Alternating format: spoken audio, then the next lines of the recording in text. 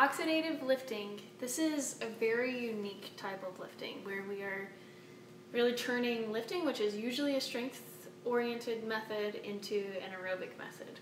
So the intensity for this is, I'm just going to talk about how it feels, because it feels very high, because the weights, while they are low, you're holding them and lifting them for a long time, so it's tough. So intensity is high.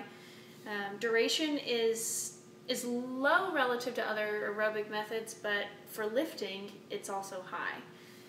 Frequency of contraction is pretty low, because whenever you're doing a set of squats for this method, you might do 10 to 12 reps, and so that's a pretty low, number of contractions.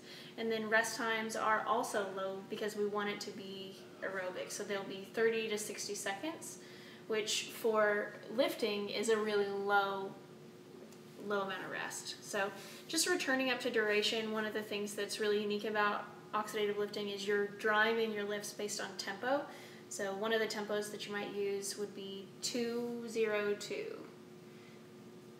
And then the 0, let me just explain what this means. So the first 2 means 2-second descent, so you're going to be lowering for 2 seconds if you were doing a squat. The 0 means in the bottom position, how long are you going to hold it, so no seconds. 2 seconds on the way up, so you're going to pace yourself to take 2 seconds to raise back up, and then 0 seconds before you go into the next rep. So it'll just be 2 seconds down, 2 seconds up for however many reps you do. So if you're doing 10 reps, that'll end up being 40 seconds of work, which is really a long time to be underneath a bar.